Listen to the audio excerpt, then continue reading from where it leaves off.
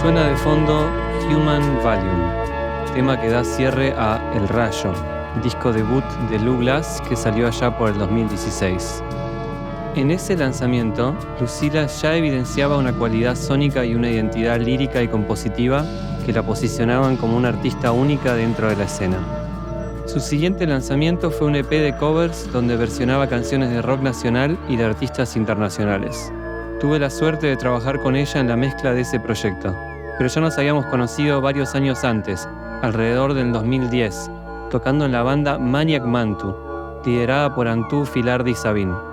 Ahí yo tocaba la batería y algún teclado, y Lucila tocaba los sintetizadores, creando un wall of sound expansivo que ya evidenciaba su personalidad sonora. Para su disco más reciente, que está pronto a salir y que se va a llamar En la ribera de la noche plutónica, Lu volvió a reunirse con Antú Filardi para trabajar mano a mano en la producción, reviviendo de esa manera ese vínculo musical. En esta charla vamos a hablar de su proceso creativo, cómo cambió en el tiempo, su red de inspiraciones y varios temas más. Ojalá disfruten de esta conversación y de la tonelada de referencias a libros y películas que Lucila nos comparte durante la misma. Solo una breve nota: hicimos esta conversación a través de Zoom y hubieron algunas dificultades técnicas, por lo cual la calidad del audio no es la más alta. Sin embargo, por suerte, todo se entiende a la perfección, así que no debería arruinarles el disfrute de la escucha. Bueno, ahora sí, sin más, arrancamos.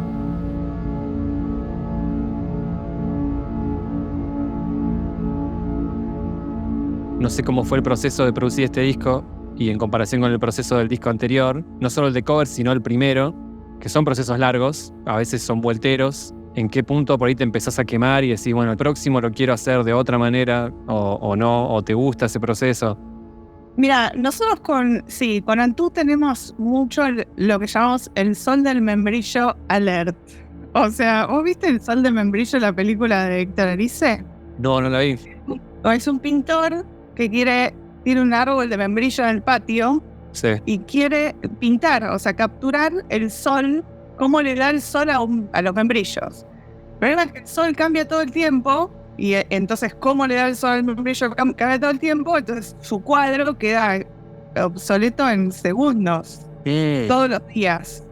Entonces todos los días está tratando de hacer la pintura que refleje algo que es imposible de captar, que es como el presente congelado, digamos, y de algo que nunca está congelado. Entonces nos pasaba con la producción, y también me pasó con la producción anterior, y nos pasó con vos. Con vos creo que también por ahí lo hablábamos, esto del sol de membrillo. O sea, como no... Viste, cuando hay un punto que te empezás a enroscar y que estás queriendo rehacer lo que ya hiciste, pero con tu yo del presente. Total. No es lo mismo que lo que ya hiciste con tu yo de hace 2 años. Entonces hay un punto en el que, bueno, hay que aceptar que lo que uno está haciendo quedó viejo ya en el momento mismo que uno lo está haciendo, casi te diría. Como que, bueno, incorporamos cosas nuevas, porque también lo que pasa es que es muy difícil hacer música sin estar emocionado.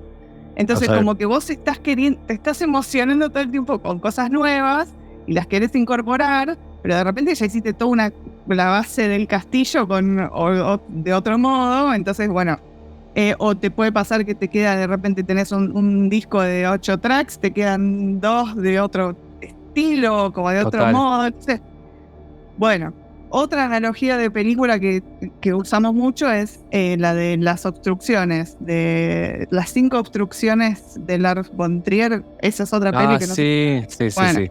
Sí. Que el punto es como primero trabajar a partir del obstáculo.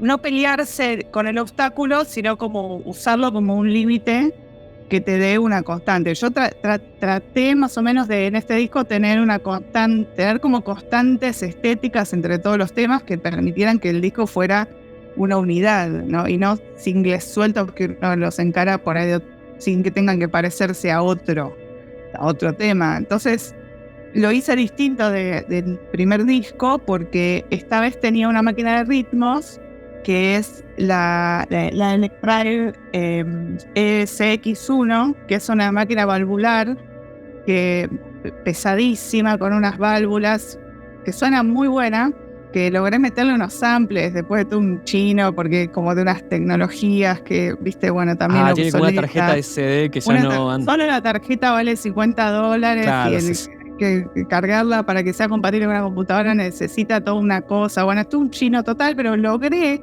con la ayuda de mi amigo Largo, que es programador, meterle samples elegidos de esa carpeta de miles de samples de baterías. ¿Te acordás que teníamos en una época dando vueltas como para tú? Bueno, de ahí elegí uno, lo metí, bueno, con eso armé las bases o sea, dije, bueno, el disco, o sea, lo armé como en mi mente o en un cuaderno, de decir, bueno, a ver, el disco se va a componer de esta cantidad de canciones, las canciones son estas, el orden es este, casi que el nombre es este, o sea, y bueno, agarré la máquina de ritmos y, digamos, como que les encontré el tempo y la base como más primitiva para poder tocarlos con los sintetizadores o, sí, con los teclados.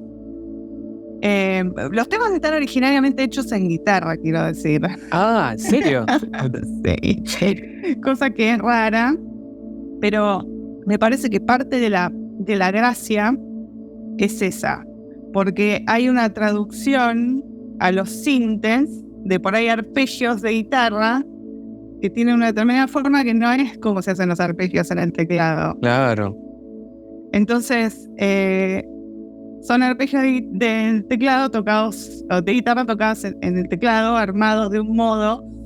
Entonces ya ahí hay como una primera cosa que le encontré que me gustó. Lo hice en el primer disco también. La locura del primer disco fue que lo hice todo sin baterías. O sea, lo hice con el click y sintetizadores. Y después se lo llevé a Félix y le dije, bueno, gente, como mi modo de trabajar es medio como, no sé, si fuera una escultora agarraría un mármol y como que lo picaría un poco y le daría medio forma y le diría, bueno, esto va a ser la escultura, a ver, terminemos de lijar. ¿Cómo hacemos? Sí. Se convierta en, no sé, algo. Bueno, pero digo, todos los sintetizadores que yo grabé en mi casa, todo eso queda, no es que se regraba. Claro. No, que se lo hace sonar. En el caso del Rayo es loco que no tenía baterías, porque bueno, es como que las baterías están agregadas, entonces había que hacerlo sonar como si la batería, bueno, la base, digamos, claro, lo que sostiene y no lo que sostiene es el sinte. Pero bueno, también eso a veces también le genera como pasajes donde no hay baterías, en realidad es porque nunca las subo y no tenía que haberlas, o sea, como no lo necesitaba. Después también en el medio, yo como que cuando llevé el Rayo, nunca me había escuchado cantar fuera de mi cuarto, nunca me había grabado, entonces como que muy bien no sabía dónde cantaba, en qué parte. Nunca me gustó escucharme cantar tampoco, desde que la primera vez que me escuché la voz grabada en un grabador cuando tenía 10 años, fue loco porque fue un shock para mí, como que sentí que tenía voz de varón, que en ese momento era una cosa, una tragedia. Por ahí hoy te dicen, no importa, porque es inclusivo, no sé, o sea, o lo significa de otro momento, pero en esa época era dramático y como que yo no quise saber más nada con eso, hasta que grabé el disco. Entonces creo que en esta vuelta yo ya tenía más experiencia con eso, entonces como que por ahí los temas los grabé en lugares que me quedaban más cómodos. Y bueno, también tuvimos otras premisas para hacer este disco con Antú. Esto, bueno, ya la incepción, lo que comentabas de haber hecho un disco sin una base, o sea, sin una base rítmica abajo, grabando encima de un click, ya te cambia todo en comparación con armar los beats y tocar encima, porque no es una cuestión solamente de la grilla y el click, sino del groove que te propone un ritmo, ¿no? Por más de que esté secuenciado, ya te da como dónde están los kicks, dónde están los tachos, todo. Eso es algo que de hecho me llamó la atención del disco este, en comparación con los anteriores, que los anteriores en general, no todos igual, pero tenían muchas veces estos bajos que son notas sostenidas largas, y tiene mucho más, también está eso, pero tiene mucho más de bajos más con elementos más rítmicos, que hacen como un contrapunto contra la base o la acompañan. ¿Eso fue entonces generado por haber tocado encima del beat o fue algo incluso que fue calculado? O sea, que dijiste, este disco quiero que tenga un poco más de movimiento desde lo rítmico. No, mira, a mí el bajo siempre fue mi instrumento favorito, no sé por qué. Pero por alguna razón mis bandas nunca tuvieron bajista y hasta ahora, hasta en la época actual en la que está tocando Agostina, el bajo sobre pistas, que es como una especie de show híbrido que va a ser, no sé si vos llegaste a verlo de hecho, es como una manera pandémica, cuando la pandemia nos agarró y Magda estaba a 500 kilómetros, como que lo tuve que rearmar el show como sin ella, entonces como que agarré los tracks de los temas que estaba laburando y los convertí en pistas y salí a cantar arriba de eso y la sumé a Agostina para tocar bajo arriba de eso. Ahí va. Entonces como que un poco un sueño de tocar con bajista, una cuenta pendiente, pero también lo que pasó es que, o sea, me encontré con Antú, que es un bajista extraordinario. O sea, ¿vos viste lo que son las tomas de bajo? O sea, el groove que tiene Antú es increíble. O sea, eran increíbles las cosas que armaba sobre el beat. Entonces, como que después, cuando hicimos uno y quedó así, yo dije, bueno, ahora todos. Vamos con bajo todos. Porque también, bueno, un poco esto de que los temas queden empatados, ¿no? Como en una estética. Y bueno, nada, me gusta que el bajo sea humano también, porque le da ese groove que, bueno, a las planchas de Lowe's, bueno, es como otra propuesta mucho más, no sé cómo decirlo, tranqui. Claro. Bueno, sí, supongo que me pasó que no me dan ganas de volver a hacer lo que ya hice, en general. Entonces, bueno, fui por otros lugares sin que deje de ser un disco mío. ¿Sabes qué me hizo pensar algo que dijiste antes? Porque hablabas de esto de cuando un proceso ya se alarga al punto que hay cosas que te quedan viejas y con la producción pasa un montón eso. Creo que también por eso, y sobre todo hoy, que hay como una especie de exceso de información todo el tiempo estamos expuestos a cosas nuevas, música nueva y todo. Creo que también es uno de los muchos motivos por los cuales vuelve como el single, porque son procesos más cortos. Es un tema y antes de que te quede viejo, porque un disco es mucho más, lo puedes lanzar y después vas con el siguiente estilo al siguiente single. En función de eso también, y porque comentabas que algunos temas a veces te quedan como más viejos dentro del disco, quería preguntarte, porque hay un tema en particular en el disco, se llama Decepción, que es el que más siento conectado a los discos anteriores, de alguna manera por la velocidad, el arreglo, o sea, está conectadísimo con todo el resto del disco, pero tiene algo que me remite más a lo anterior. ¿Eso es algo que vos también notás? ¿Viene medio de esa época? ¿Por qué se diferencia la producción? ¿Cómo fue ese proceso con ese tema y en comparación al resto? No sé bien. Ese es un tema bien de este tipo de tema de la guitarra, ¿no? Como que tiene un arpegio. La verdad que no sé. Por ahí puede ser que sea el tema más viejo o uno de los temas más viejos. Sí, no sé bien, porque, o sea, volviendo al tema como este de las obstrucciones, o sea, las premisas fueron, bueno, hago la base con la máquina que tengo y también con los sintes que tengo. Y los sintes que tengo además son sintes híbridos, analógicos, digitales, más o menos de fines de los 80. Entonces, a mí me parece que ahí cuando uno recorta y se pone límites, es donde empieza a tener la posibilidad de un sonido o de un estilo. Porque esto que vos decís, el single es un proceso más corto. Bueno, sí, pero ojo, porque hoy, con el estudio en tu casa, en la computadora, el problema que tenés es que estás conectado de algún modo como al infinito de las posibilidades. O sea que un single vos lo podés elaborar un año o dos o para siempre. En cada elemento vos podés entrar y bucear y hacer un mundo sobre eso. Entonces, ¿cómo te pones límites para, de algún modo, tener un sonido propio y un estilo propio y un tiempo en el que eso pueda salir sin que se te pudra entre las manos, digamos? Así que bueno, de ese tema en particular, o sea, la verdad es que todos los temas están hechos con los mismos sintes y con la misma máquina. La máquina en algunos temas después la sacamos. Y después en algunos temas le agregamos esto de los bajos. Y sí, o sea, la gran diferencia para mí que hay entre un disco y el otro es que yo más o menos hasta el año 2019, porque este disco yo lo maqueteé a fines del 19, justo antes de que empiece la pandemia. Hasta 2018 inclusive, como que siempre mi escuchar música estaba más relacionado con la escucha de canciones del pasado, ¿viste? Como con el archivo de la historia de la música. Siempre buscando para atrás, investigando mucho los 80, pero también a los 50, qué sé yo, no sé, o sea, como a los 60, los 90.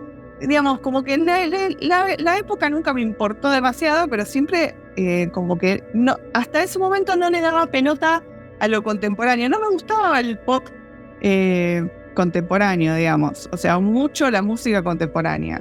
Y estaba más enfocada en otra música. Y me pasó a partir de ese momento que hubo como un grupo de artistas pop pendejas y contemporáneas que me llamaron la atención y entonces como que empecé a escuchar pop.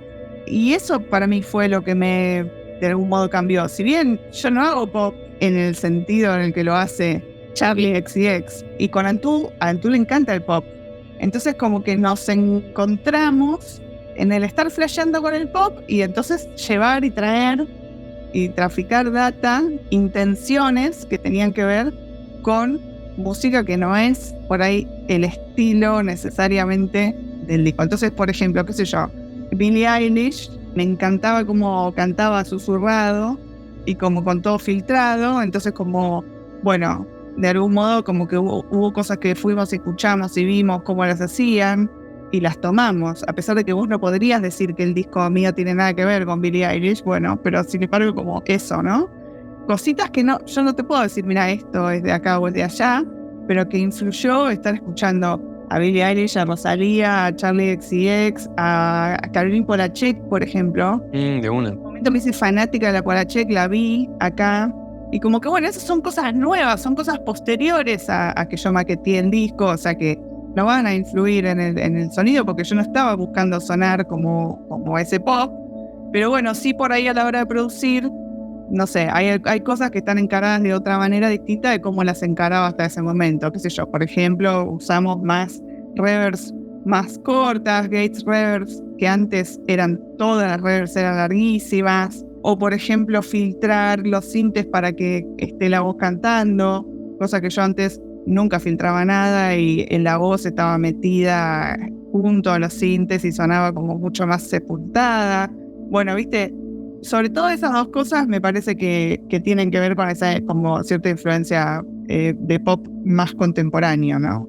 Está buenísimo lo que decís porque es como agrandar un poco la red de influencias, ¿viste? Porque muchas veces sucede que alguien, puede ser cualquiera, tiene una influencia, que te gusta mucho una banda, te gusta mucho un tema, y a veces es como que la red que usan para después pasar a su composición abarca solo ese tema o ese disco, y se nota mucho la correlación. Pero en tu caso parecería que son muchas cosas y que tomás pequeños elementos de cada uno. Entonces, por ejemplo, el periodo de composición de tu disco, por lo que decís, no está influenciado por las mismas cosas que influenciaron la producción del disco. Exacto. Y que son pequeños elementos. Entonces es como una red muy grande y más sutil. Sí.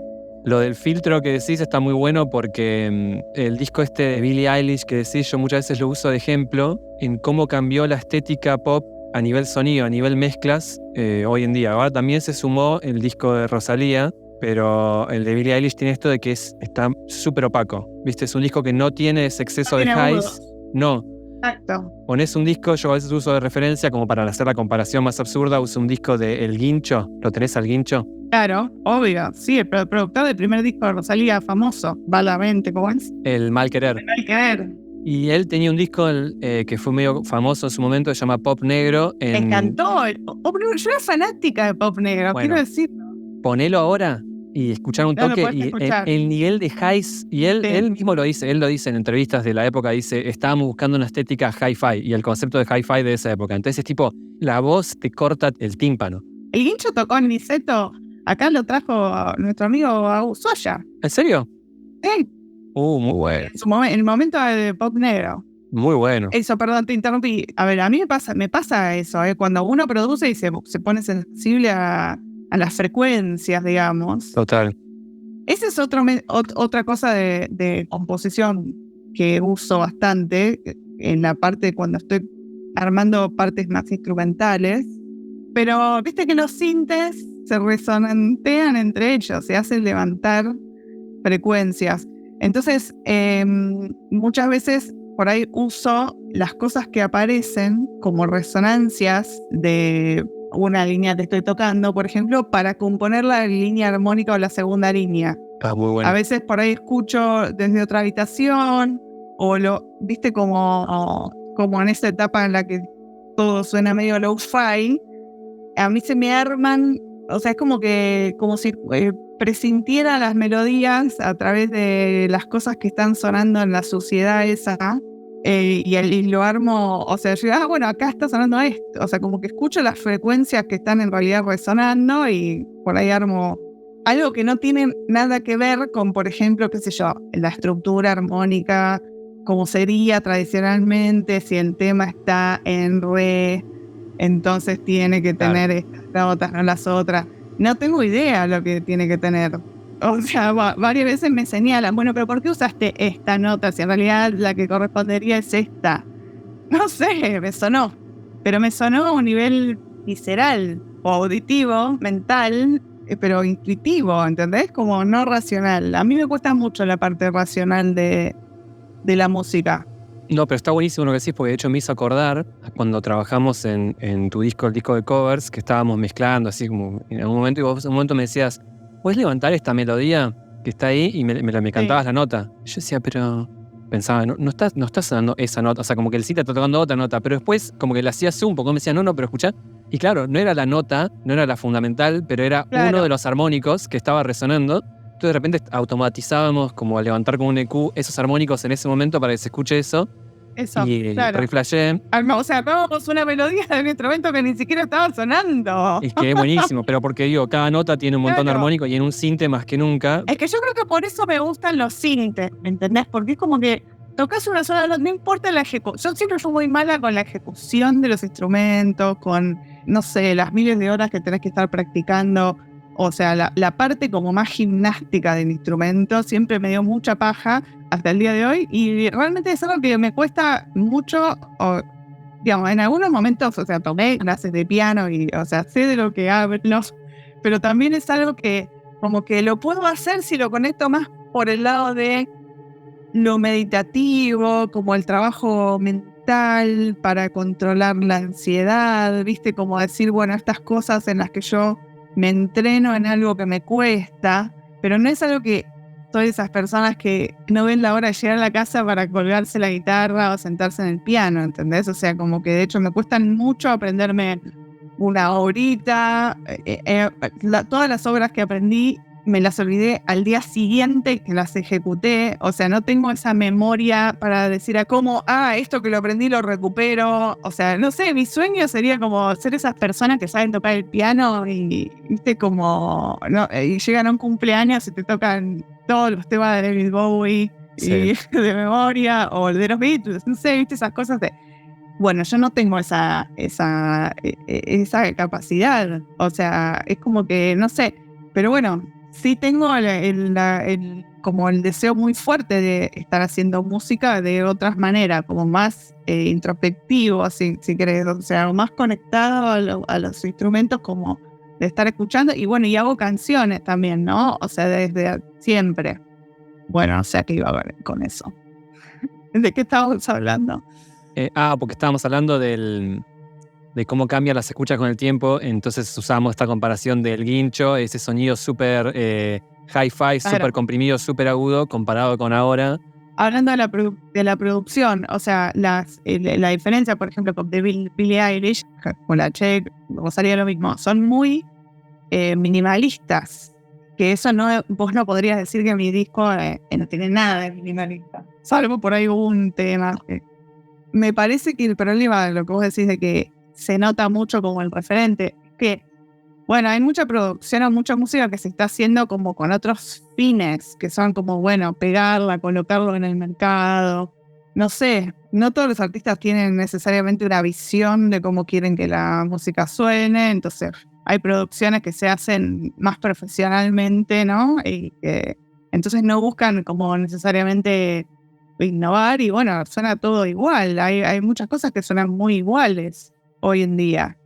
Sin embargo, yo pongo, viste, los descubrimientos de Spotify, pongo lo que me dan los algoritmos, pongo el NTS y lo que me dan las personas. Digo, voy buscando y como en un estado medio sin necesariamente estar prestando tanta atención, cuando algo está buenísimo, es como que yo digo, ¿y esto qué es? Digo, ya a esta altura, como en mi propia capacidad de detectar en el medio de la marea de lo todo igual, lo que me llama la atención.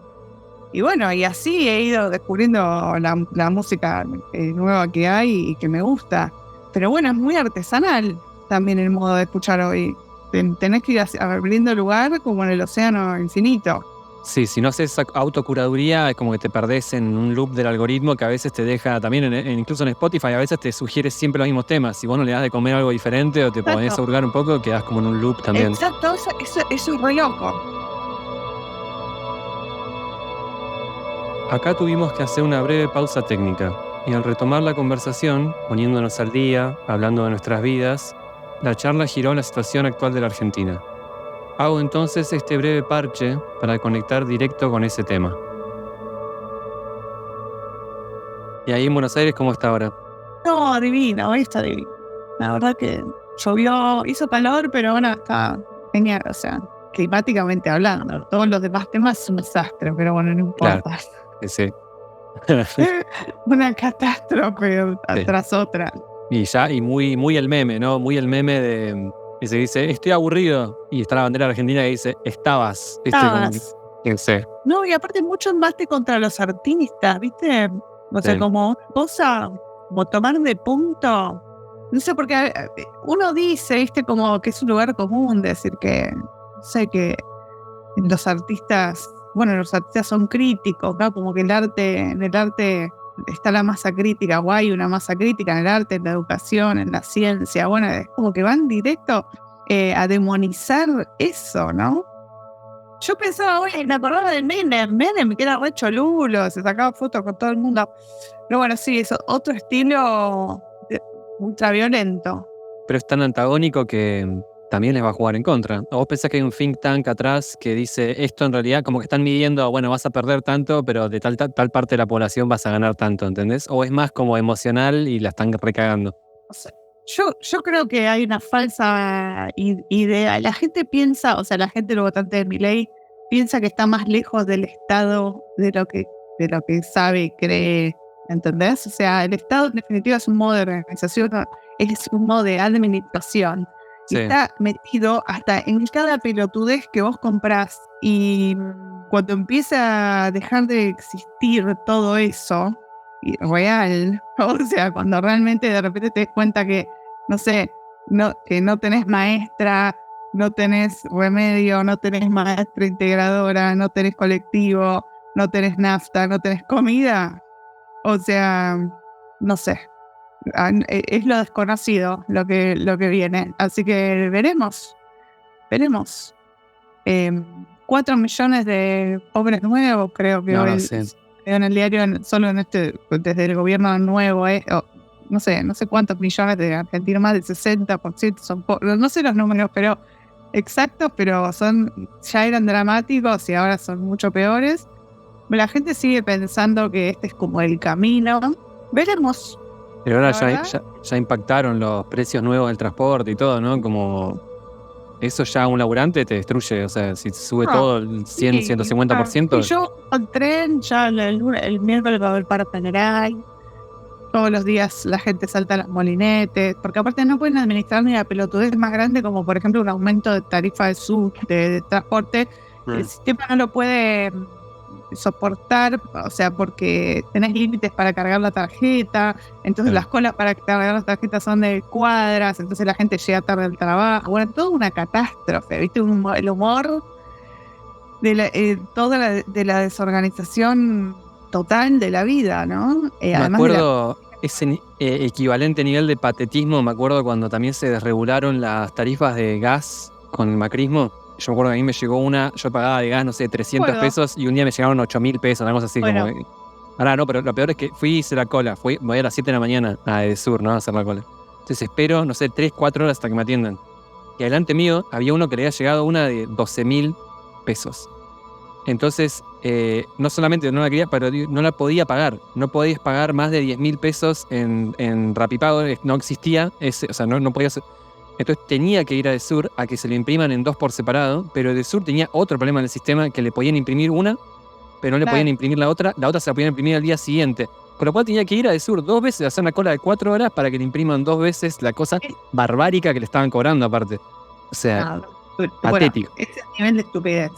Bueno, no sé, la verdad que a mí como abogada me quemó el cerebro porque yo no estaba preparada. O sea, viste, me agarró como un ataque de, bueno, esto de lo que estamos hablando, la música, qué sé yo.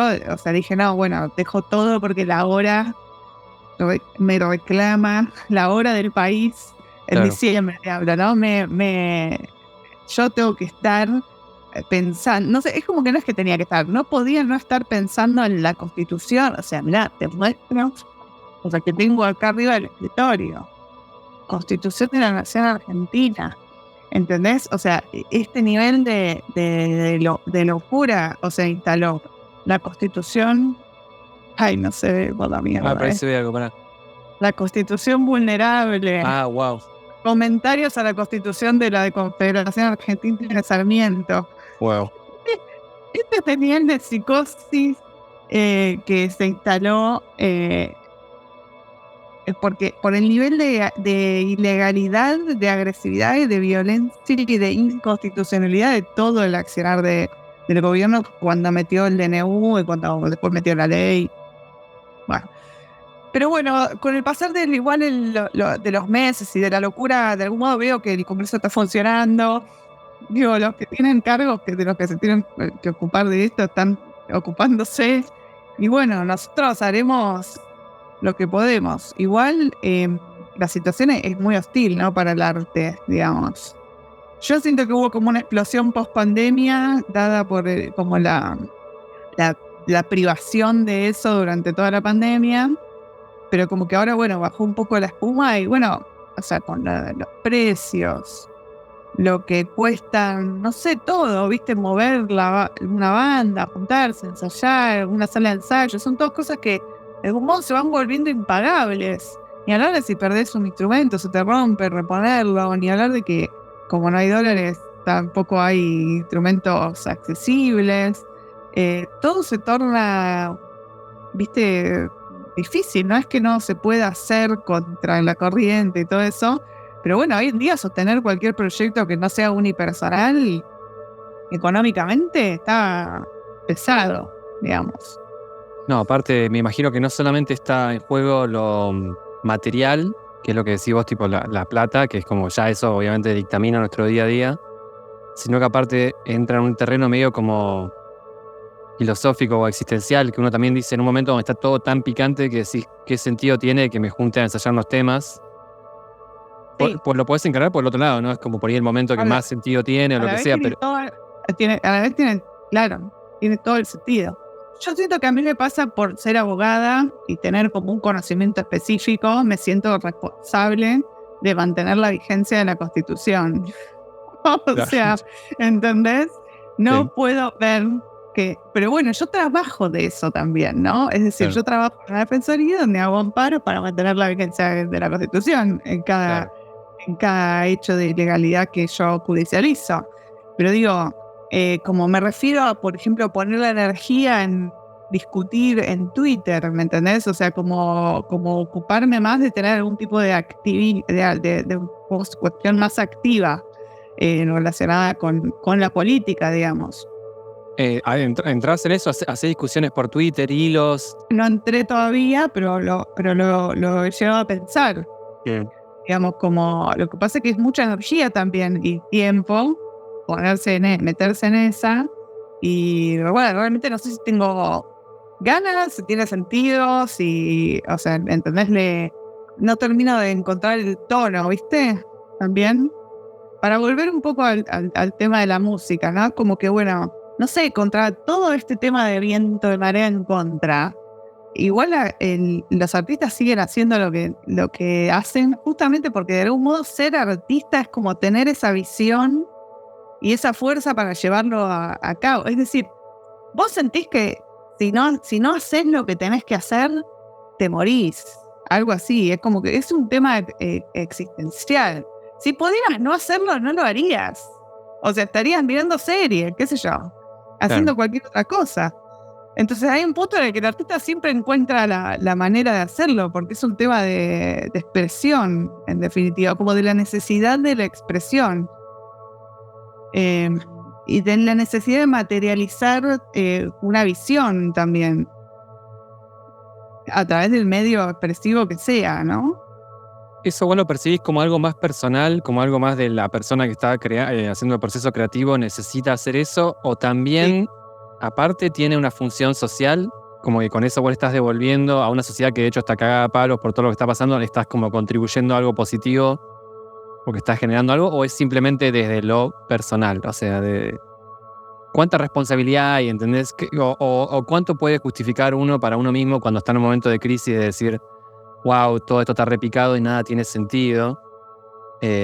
¿Hay algo aparte de que uno contribuye algo desde esa parte artística?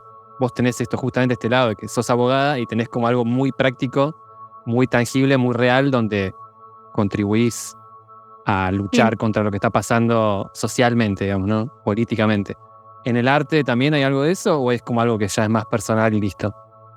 Yo creo que, no sé, es difícil para mí es como que la actividad artística, primero que es una actividad social, y además es una actividad que tiene mucho que ver con lo simbólico. Entonces, de algún modo, tanto los medios de producción, o sea, el modo en el que uno hace arte ya es político, desde cómo uno elige trabajar, pero también después, qué sé yo, por ejemplo, hoy veía las comparsas del Río de Janeiro, ahora este fin de semana de carnaval, fue Lula, y había unas que llevaban una foto del pasaporte de Bolsonaro que los jueces le sacaron a Bolsonaro porque Bolsonaro quiso dar un golpe de Estado, se probó, entonces le sacaron el pasaporte para que no se pueda ir del país. Bueno, o sea, como la potencia de ese hecho artístico, que está bien, es un hecho visual, no es musical. Con la música puede pasar con letras que sean políticas, lo que acaba de pasar este fin de semana con Dillon.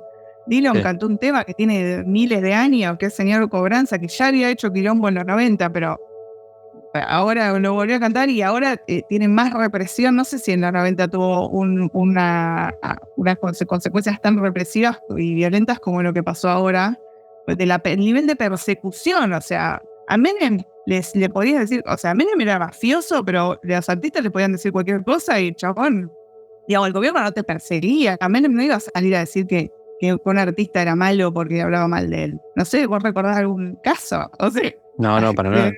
mato, la gente te podía decir cualquier cosa.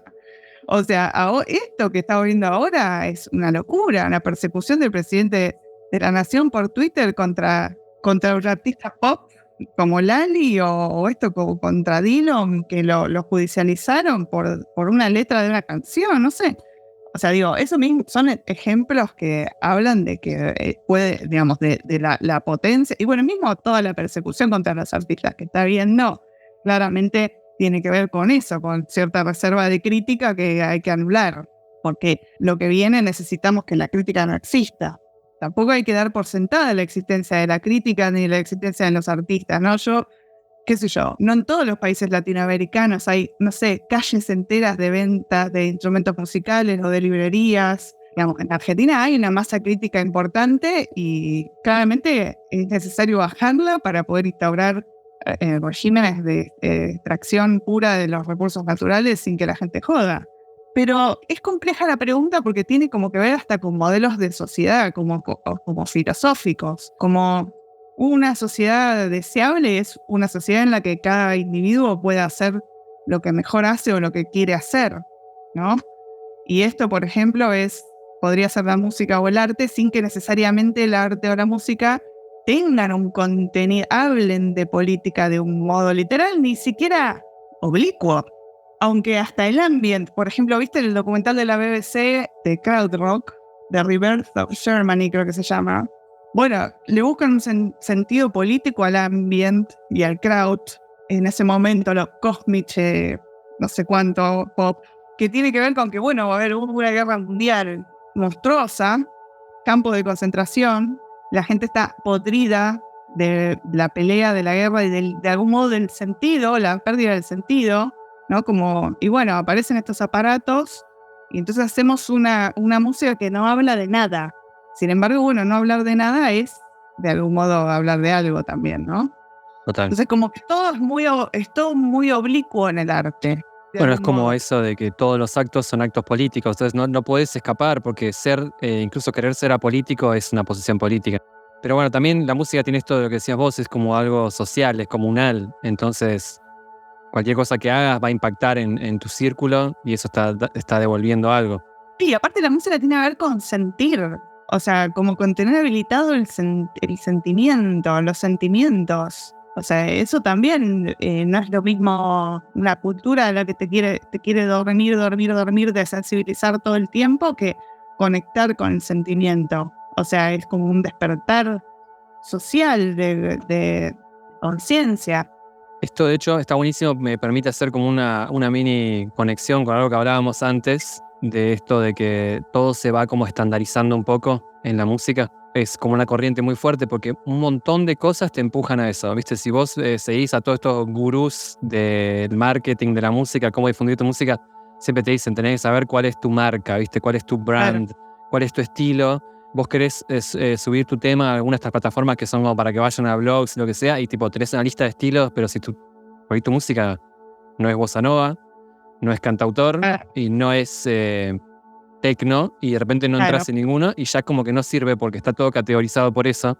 Pasa también con las plataformas. Yo tengo un cliente con el que trabajo que nunca lo vi en mi vida, me contactó online y me manda temas uno por mes, siempre, y todos los temas los hace con samples que se baja de Splice, que es una plataforma donde la gente sube samples que arman y vos te los compras y los bajás o compras la suscripción y te los bajas. Entonces él se baja una base de house, de tal BPM, unas acapelas de house, no sé qué, pone uno arriba del otro, hace un fade in, hace un fade out y listo. O sea, es como tema de 2 minutos y él dice, no, yo hago uno por mes, tiene que salir un tema, pero él invierte 3 veces lo que me paga a mí, lo invierte en marketing para el tema. Claro, pero es como 100% impersonal, digamos. Ya hay un sistema, Splice es una de muchas plataformas que te venden cosas con que armar tu música. Claro. Y ahora, viste que viene lo de la inteligencia artificial, que vos podés poner un prompt y te hace un tema. Eso es como horripilante, pero por otro lado, en realidad va a llegar un límite donde todo va a ser lo mismo, ya es redundante, o sea, ya bajarte un sample o hacer un prompt es redundante, pues ya todo suena igual y me parece que es como el revival, pues yo lo veo mucho ahora viste que hasta hace poco las guitarras habían dejado de ser cool, viste, como que si tocas una banda de guitarra sos como un boomer. Y ahora yo estoy viendo en la calle, en Berlín, un montón, pibitos, pibitas, pibites, 14 años, remeras de Nirvana, remeras de Pink Floyd, viste, como que está volviendo a lo de la banda y eso, porque la gente quiere volver a ver, viste, como gente en vivo, imperfecto. Y ahí me parece que hay un poco el sentir. Y sin juzgar a este pibe, ¿no? Pero si te bajás unos samples, haces un fade in, un fade out, no hay mucho de exploración de tu sentir, viste, en ese proceso. Cuando vos estás explorando algo, tenés influencias, escuchás algo, no sé qué, probás, te autosorprendés con una idea, una frecuencia o lo que sea, aparece ese sentir. Y eso es como contagioso. Lo escuchás cuando escuchás música. Si hay algo atrás de eso, ¿no? Y es eso también lo que decías vos de cómo haces tu selección de música, ¿viste? Cuando vos escuchás, el algoritmo te propone millones de cosas, pero algo que por ahí es muy parecido a otra cosa, tiene alguito. Totalmente.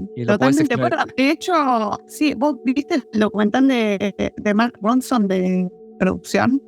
No lo vi. El documental, el capítulo 1, es sobre autotune. Y también hay un documental de autotune en Netflix donde cuentan cómo es que surge este modo de cantar con autotune. Y en un momento me vi los dos porque me flashea como el nivel de rechazo y de locura que genera el autotune y a la vez el nivel de estandarización en el que toda la música de repente es con autotune. Y bueno, una de las que usa autotune extremo es esta piba Charli XCX que estuve escuchando a morir el año pasado, por ejemplo. Y ella, en un momento, le preguntan, bueno, pero, primero que es bárbaro, como no es verdad que cualquiera puede cantar con autotune y va a sonar bien. Ahí en el documental se ve perfectamente como el productor se pone a cantar con autotune y suena horrendo.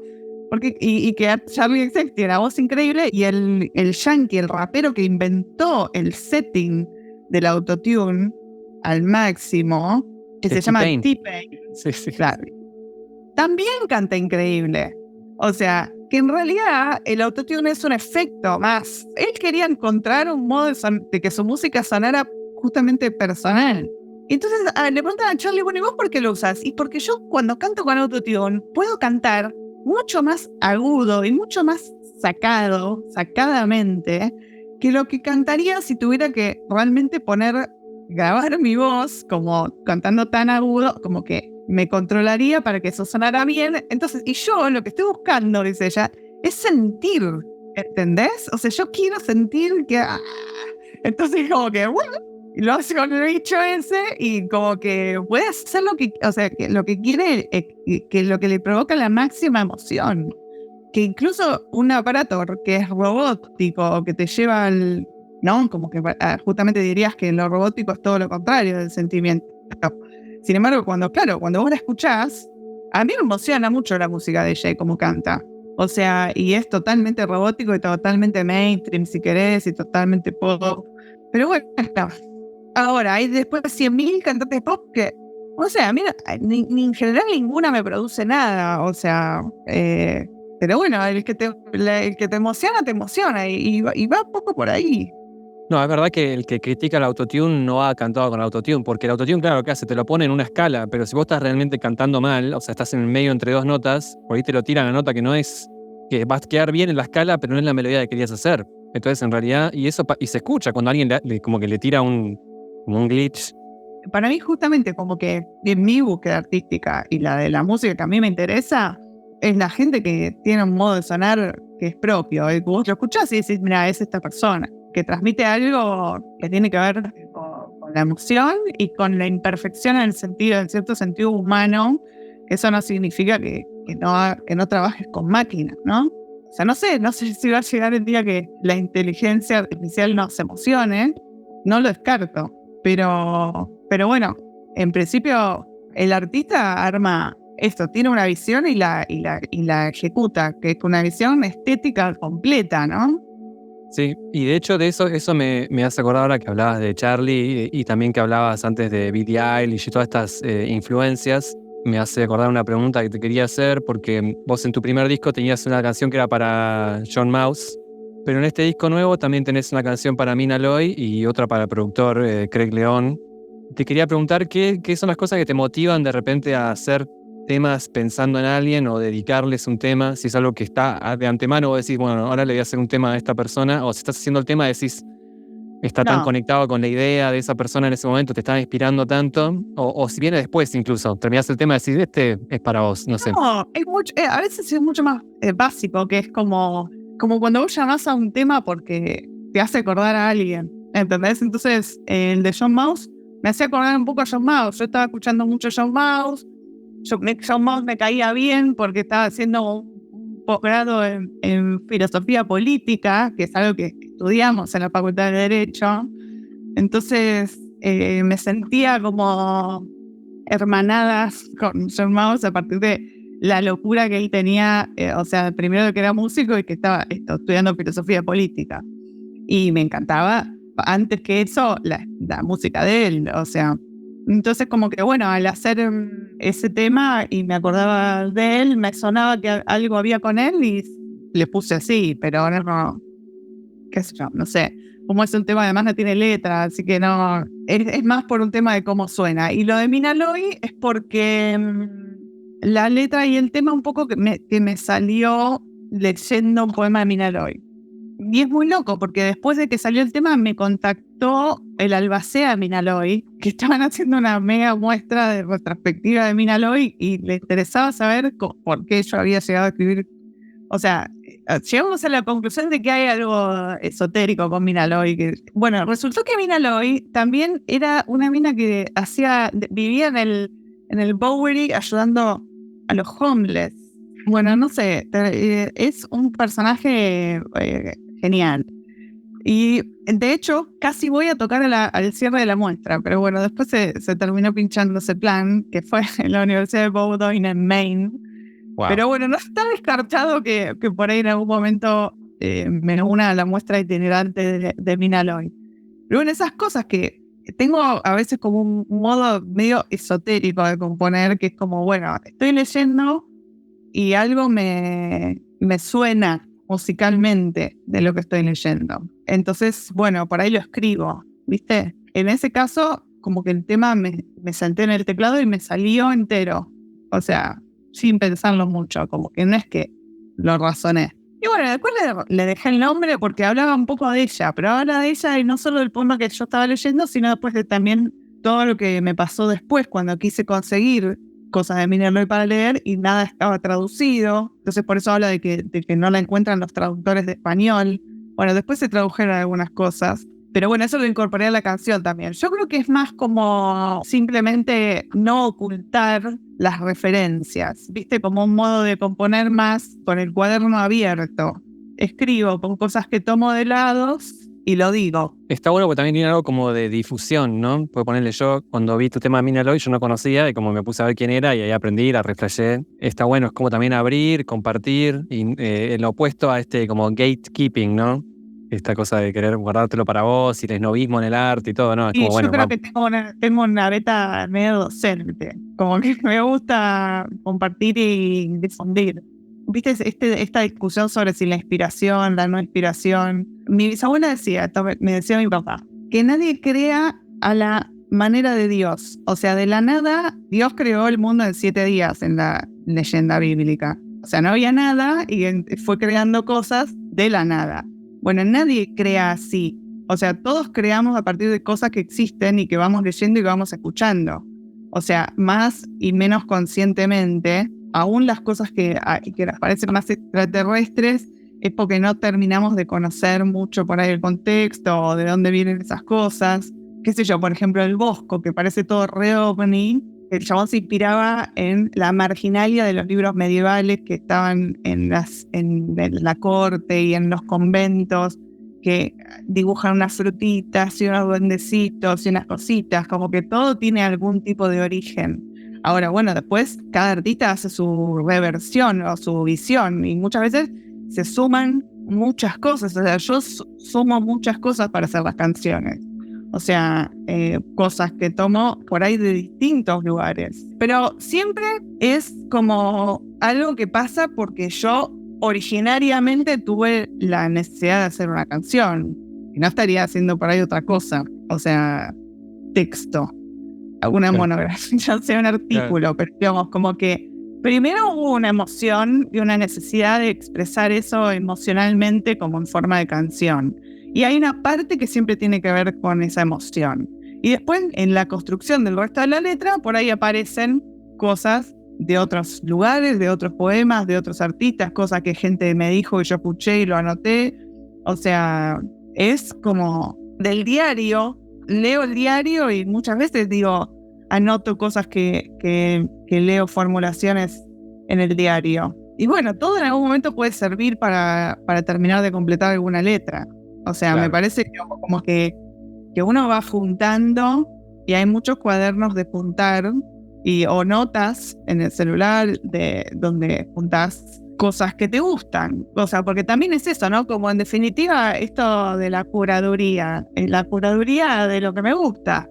Es mi estilo. O sea, como digo, esto me gusta, esto es mi estilo y esto podría servirme.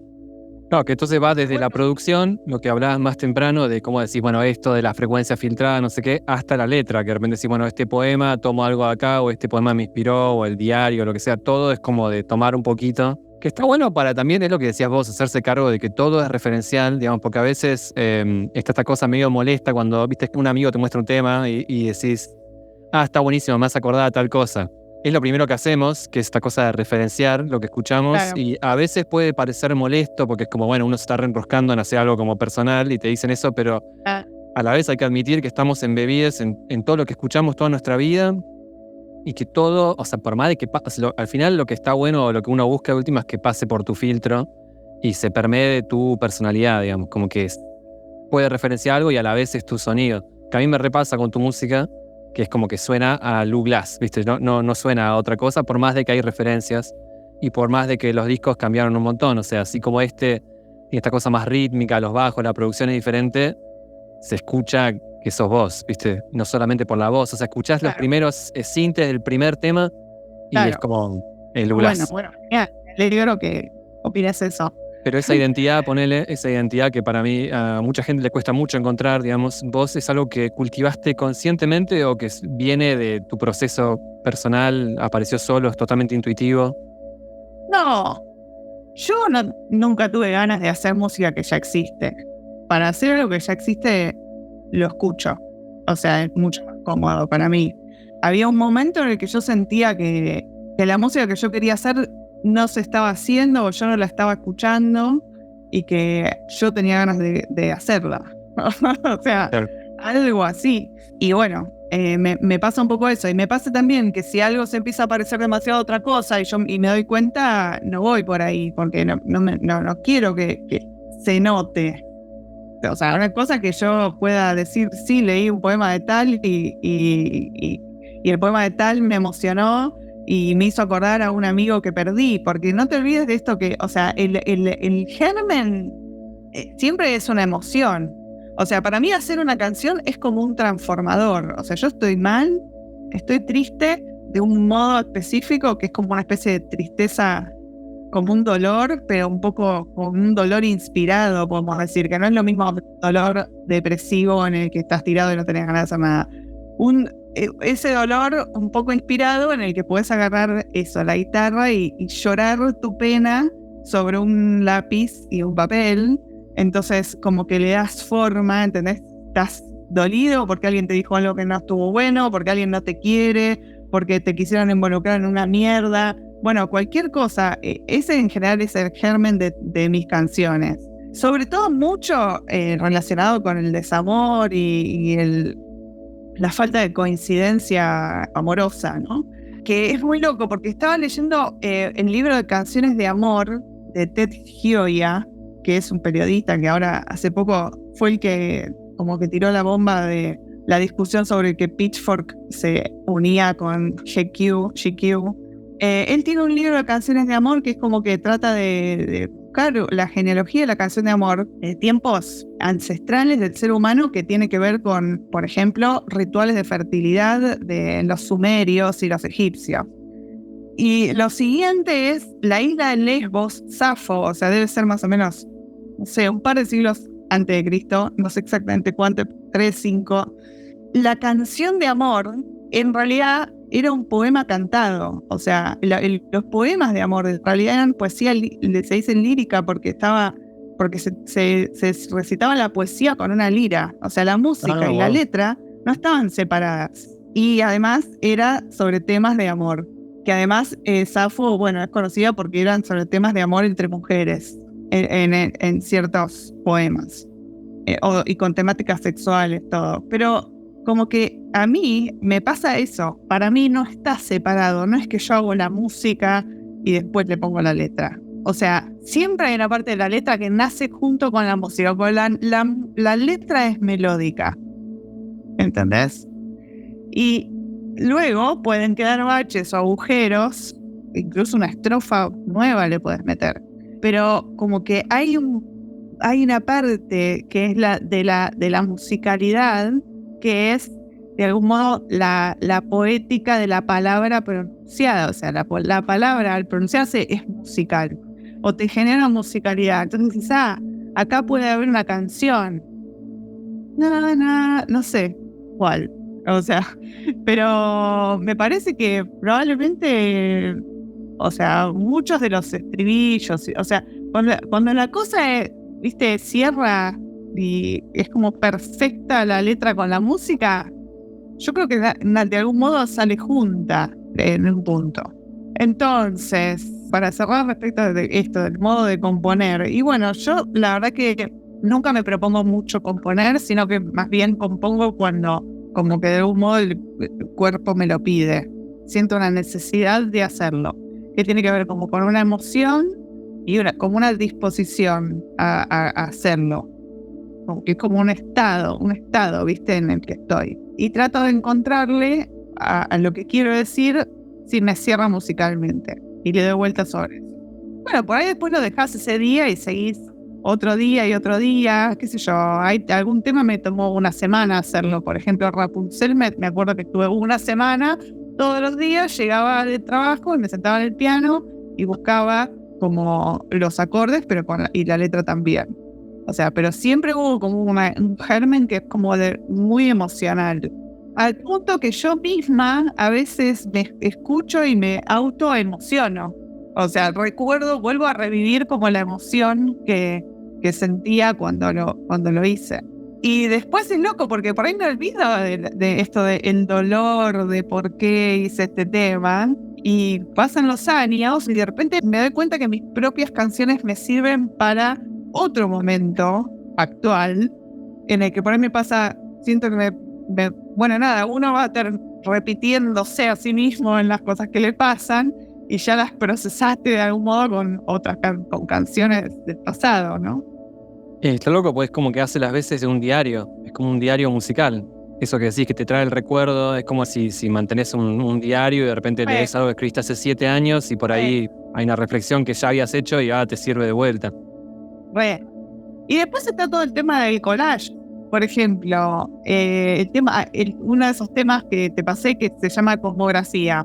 Cosmografía es un libro de 1871 que es la cosmografía de Pichot, que es un científico francés que hizo un tratado de cosmografía con todas litografías increíblemente hermosas del sistema solar. Entonces ahí tenés litografías de, no sé, cometas, galaxias, planetas, la luna, los ciclos de la luna. Pero claro, hechas con unas litografías del siglo XIX muy hermosas, azules.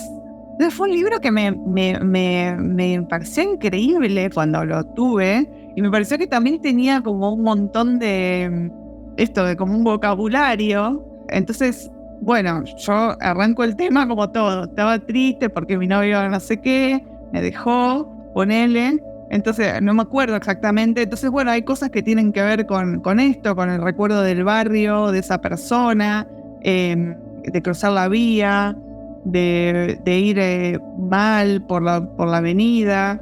Pero que bueno, a la vez, un día vi una ventana de acá en la otra cuadra de mi casa y dije, ¡ay, la luna! Y me di cuenta que no era la luna, que era la ventana y dije, ¡ay, qué bodrio! En la ciudad, no, o sea, quiero ver la luna y veo la ventana de una torre.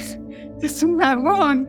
Bueno, entonces como que el tema habla un poco de eso. Entonces, bueno, ahí aparece el tema de los planetas y entonces traigo el tema de la cosmografía de Pichot y hablo de los planetas, hablo de la estrella polar, alguna otra cuestión. Y después, como la parte del estribillo, sale de un poema de Fabián Casas que se llama Preparación, que habla de cómo la angustia se ríe del ribotril.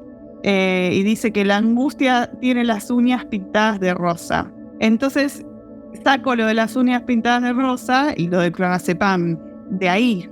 Entonces al final el tema es como un rejunte de un montón de cosas, pero no sé si podés identificar alguna de ellas individualmente, ¿entendés? O sea, no sé, se me va armando de un modo muy intuitivo, no, o sea, robo pero como no lo oculto tampoco, simplemente es como que voy colocando las piezas de las cosas con las que me voy cruzando. Y de un modo de que en realidad yo lo que tengo es la certeza de que esto tiene que ir con esto y que esto va bien acá o no. Viste, como que para mí, o sea, como mi fe ciega está en mi sentido de cómo tienen que ir los elementos. Y eso es lo mismo con la producción. O sea, cuando una producción no va. O sea, claro. Es como, no sé por qué. O sea, yo siento que es así. Y cuando una letra no va tampoco. O sea, y hasta que no, y en un momento cerró y está terminada.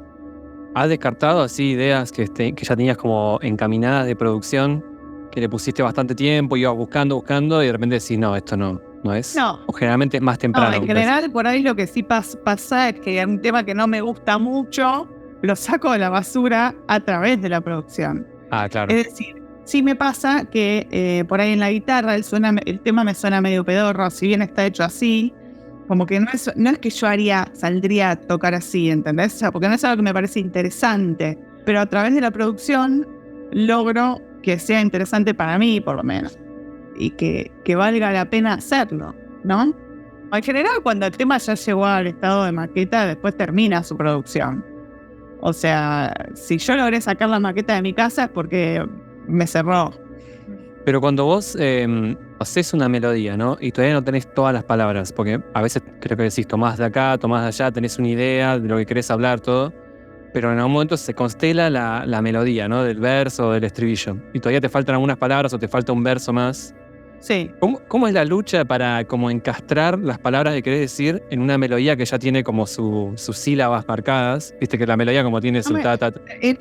No me preocupo tanto, o sea, no me aferro a las palabras que quiero decir, sino a lo que quiero decir. O sea, claro, es como que lo que dejo que suceda es como la síntesis. Me parece que cuando uno ejercita la capacidad de síntesis es donde te aparece la frase que entra en esa melodía. Si uno se obsesiona con que tiene que decir esto, y bueno, te va a quedar apretado o no va a ser perfecto. Yo hago mucho como dejar que la cosa, el cerebro la haga sola, no sé cómo explicarlo. Como por ejemplo, digo, bueno, no me sale algo, esto lo voy a resolver como una tarea zen. Lo voy a resolver sin pensar en él. Entonces, por ejemplo, voy y me doy un baño de inmersión. Pero me pasa con todo, ahora que estoy haciendo la tesis, o sea, como problemas que tengo que resolver sintéticamente, que mi cerebro tiene que terminar de resolver cómo lo va a hacer y no me está saliendo, entonces me voy a flotar en el agua caliente 1 hora. Y de repente me termina apareciendo la solución, pero cuando dejé de pensar en eso, o sea, como que lo mismo, por ejemplo, puede ser hacer el jardín, salir a caminar o irme a dormir, no sé, como si no me salió, confío que mi cerebro lo va a hacer solo en un momento en el que yo no esté intentándolo. Pero eso es como un momento tipo eureka, aparece, cuando estás tipo salir a caminar, de repente te aparece, o es como que volvés a pensar ya como desquemada y ahí es donde se termina de concluir. No, por ejemplo, qué sé yo, un estribillo lo puedo cantar un montón caminando, por ejemplo. Claro. Y si te grabo una nota de audio y después comparo, resulta que capaz que 5 veces, mientras estoy componiendo la canción, lo canté con diferencias. ¿Entendés? O sea, como hasta que queda la forma. Y bueno, en esas diferencias es que uno termina de encastrar cómo queda mejor, ¿no? No sé si se entiende. Se reentiende, y lo que me pregunto, pues está buenísimo eso, está buenísimo que hayas descubierto que quedarte boyando sobre lo mismo, porque por ahí, no sé si te ha pasado en el pasado, de eso, estar luchando contra algo, puede ser en un tema con la letra o en cualquier otra cosa, pero una tesis, un estudio, lo que sea, pero decir, no, lo tengo que cerrar ahora. Y no se puede, y lo empujás, te quemás la mente y no sale. ¿En qué momento descubriste que tenías ese método y que ese método te servía? Decir, ¿sabes qué? Lo abandono, necesito como resetear. ¿Es algo más nuevo o es algo que estuvo, por ejemplo, en tu proceso musical desde el principio? Lo que pasa es que yo, al revés de la gente que trabaja con música, que tiene que resolver tiempos para hacer las cosas, yo no tengo ni la obligación de hacerlo ni deadlines. Entonces, al no tener esa presión, no me propongo cosas, o sea, digamos, por ahí me puedo proponer cosas como, bueno, hoy tengo que cerrar tal cosa, el pattern de batería. A ver, por ejemplo, me sirvió mucho trabajar con Antu porque era muy bueno para eso. Bueno, hoy, en la sesión de hoy, ¿qué hicimos? Hicimos esto y esto. Siempre sentíamos que avanzábamos y de hecho terminamos el disco. Pero yo, cuando estoy sola, no tengo la obligación de componer un tema. Más bien, tengo la necesidad. Entonces, eso hace que me salga. Perdón por la falta de ayuda de esta respuesta, pero creo que tiene que ver con eso. Es como también darle los tiempos al proceso, como que a veces no lo podés empujar, porque aunque trabajes con la música, si tenés que componer un tema, o sea, es muy diferente la parte técnica de la música y la parte creativa de la música, y debe ser lo mismo con todo. Entonces lo técnico lo podés esquematizar, trabajo tantas horas por día, y si lo tengo que terminar, lo tengo que terminar. Claro.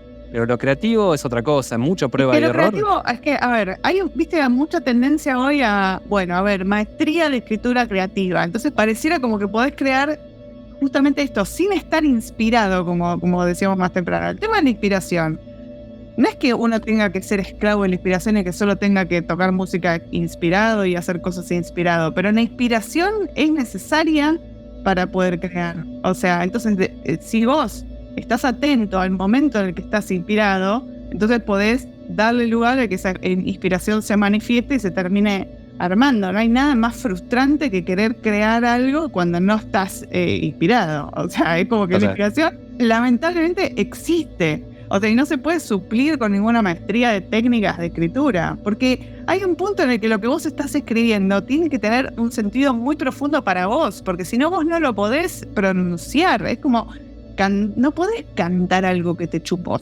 Podés, no sé, habrá gente que lo hace, pero digo, que te chupa un huevo. Pero es que es lo que decíamos antes. Si es así, se siente un vacío. Percibís el vacío que hay atrás de eso. O sea, como que le falta profundidad. Exacto, yo creo que justamente no logra terminar de transmitir nada. Igual, por ejemplo, a mí hay un montón de cosas que a mí no me transmiten nada y que a millones de personas la mueven, ¿eh? O sea, como, qué sé yo, Taylor Swift. No sé, o sea, yo no digo que yo tenga la posta de nada. O sea, ni que entienda la cultura, ni mucho menos. Lejos de eso. Me parece que lo que no se puede suplir es que uno tiene que tener la necesidad de expresar algo para poder hacer, en este caso, una canción. Vos tenés que estar movido por hay como un impulso, que es como el impulso que te lleva a hacer cosas, que tenés que tenerlo y que tenés que estar de algún modo enamorado de lo que estás haciendo y de lo que estás diciendo y contento de qué bueno que le pude armar esto y que esto está cerrando, no sé, viste, como que si no, puede ser la cosa más difícil y ominosa del mundo. Aparte no hay nada más lindo que estar enamorado de lo que estás haciendo, ¿no? Es un momento que te emocionás con lo que estás haciendo, que te entusiasma, que lo querés hacer más, viste, que no podés esperar a seguir con esa idea, es buenísimo. Y después, obviamente, el contra-feeling, cuando la idea empieza a quedar vieja o cuando lo escuchás al otro día no te gusta, bueno, es como un sub y baja, pero está buenísimo poder sentir eso con hacer música, viste, es increíble tener ese espacio de vivir esas emociones. Máximo. Escúchame. Yo estoy hablando 1000 años, pero me tengo que ir. ¿Qué me querías preguntar? No, esto ya es un comentario aparte, pero ¿viste la peli El ladrón de orquídeas? Sí. Viste que hay algo de eso, que está Nicolas Cage, hace dos personajes del hermano, que uno es un escritor y está retorturado, y el otro va a hacer un curso de escritura y de repente la está rompiendo, y es como un poco el chiste con eso, que uno dice, ¿cómo te van a enseñar en un curso a de repente escribir algo? Y el chabón la está rompiendo, pero ese es el chiste, ¿no? Es como no te pueden enseñar, está lleno en YouTube, viste, videos de cómo escribir una letra, viste, sí, bueno, pero es tan personal eso. Sí, bueno, mi viejo que es artista, él me decía cuando yo era chica, 90% transpiración, 10% de inspiración. Y a ver, yo creo que cualquier persona puede crear. Todos tenemos como cierta facultad creativa que tiene que ver con esto de simplemente un cerebro funcionando y conectando cosas, ¿no? Pero bueno, eso hay que encauzarlo después para crear arte, digamos, ¿no? La inspiración para mí es este cierto estado que yo veo gente que no es artista, que la observo y pienso que, bueno, a ver, yo misma como abogada siento que estoy haciendo creativamente mucho trabajo jurídico cuando escribo demandas y escritos. Yo me concentro, me compenetro y tengo ideas y digo, esto lo voy a conectar con esto, qué sé yo, y lo vivo creativamente, o sea, creo que si no, no podría hacerlo. Zarpado. Me encanta. Con eso cerrás, perfecto. Algo hay, ¿no? Sí. Hay mucho. Bueno, besote, Ari. Nos vemos. Chao, Lu. Hablamos. Bye, bye. Bye, bye. Esta fue nuestra charla con Lu Blas. Desde que la conocí, en cada conversación con ella encontré conceptos trabajados, profundos y siempre con referencias a libros, películas, discos, personalidades, etc.